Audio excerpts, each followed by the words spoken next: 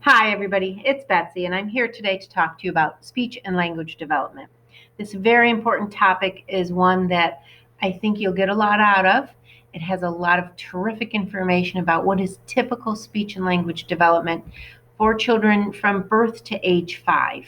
And this is critical that we, as parents and caregivers and teachers, have an understanding of what is typical so that if we see that a child is not necessarily developing those skills, we can offer some help and assistance. So today we're going to talk about what is language and development for young children, including the appropriate speech and sounds that they should be making. What are some of the roadblocks or things that children come up against that inhibits that development, and how we can support our children's language development? So the first thing we want to do is look at the terms that are related to speech and language. Understanding that vocabulary is important. So one of them is receptive language, what a child understands. It's important if we say to a child, go get your shoes, that they're understanding that and that they're looking for their shoes or they're going to get their shoes and bringing them to you. Expressive language refers to what a child says. So a child could have really terrific expressive language, but struggle with receptive language for some reason. Pragmatic language is a term that describes social language use, and we're going to go into greater detail in regards to that.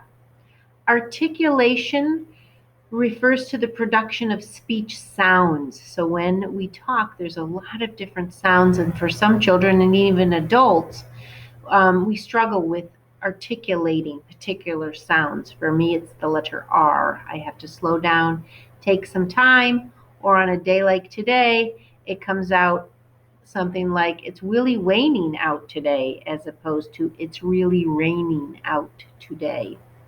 The next term is intelligibility. So if a child has problems with articulation, then sometimes it's difficult to understand. A child might not be intelligible to an unfamiliar listener. So we look at how well a child is understood. And the last term is stuttering, or the repeating or interruption of sounds. And especially for some children who are bilingual, this can be a difficult thing where they are stuttering or as the words are coming to them and they're trying to form them and produce them. So we'll look at the milestones for typical speech development. Now, remembering that every child is different. Even my own 4 children all developed very differently. My daughter came out of the womb speaking, hasn't stopped yet. My son is very reserved, and the twins were very delayed in their speech, but also very different in their delay and articulation errors. So each child develops differently, and different is okay. But what we want to do is make sure that they are indeed reaching particular milestones. And if not, that we're getting some support or help or looking for more information to determine if there's anything that's inhibiting that development. So from birth to age 1, we want your child to respond to your voice and respond to sounds.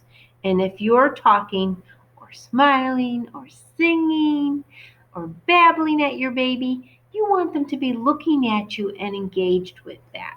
If you find that you're talking and they're not interested at all, that might be something to pay attention to.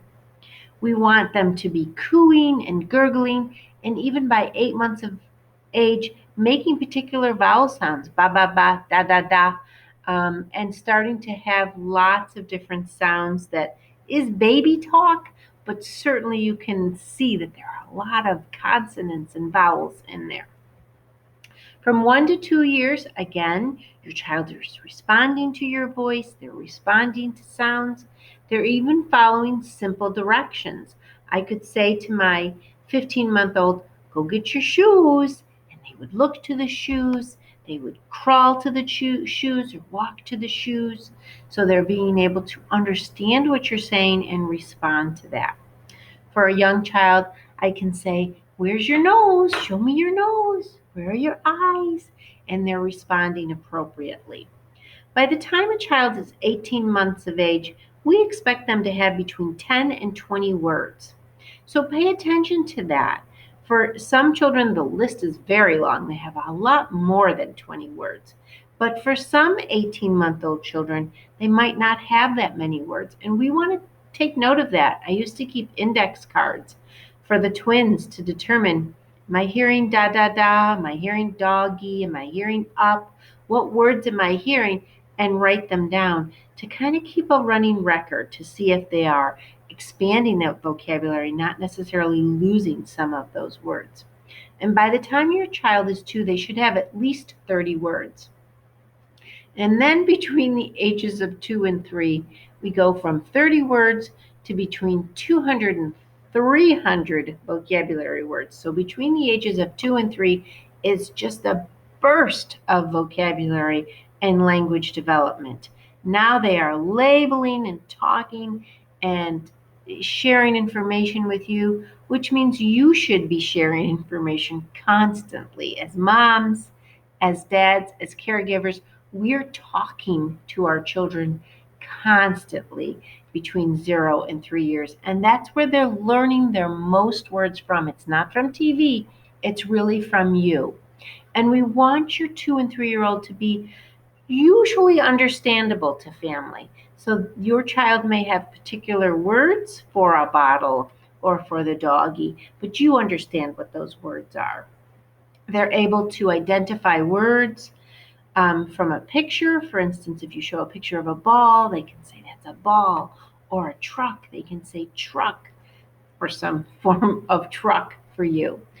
So we want your child who are 2 or 3 to be conversing even with themselves through play. So if they're playing with a toy, you can hear them babbling. And by the time they're 3, now it could be as many as 1,000 words. Okay, that's a lot. 3 and 4-year-olds are able to follow 2-part commands. If I say to Molly, go get your shoes and bring me that book, by the time they're 4 or 5, they should be able to go get your shoes and then bring me that book. So both of those 2-part commands. They're using sentences of 4 to 5 words. They're able to carry on a simple conversation. They like songs and nursery rooms. They're able to sit and listen to a story, and they're asking lots and lots of questions. And then 4 and 5-year-olds should be easily understood to strangers. So if your child is going to school and they're talking up a storm, but peers, friends, or teachers are saying, I don't understand what your child is saying. Those words are not recognizable to me. Perhaps your child has a lot of articulation errors or substitutions for sounds, letters, that it's making it difficult for an unfamiliar listener to understand them.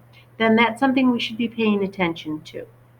Your child should be able to carry out 3 simple commands, use about 1,500 words, tell you about their day and events, ask a lot of questions. Okay, we're going to stop right here. And the next time I come back, we're going to talk more about language and development. So come back for part 2. Thanks.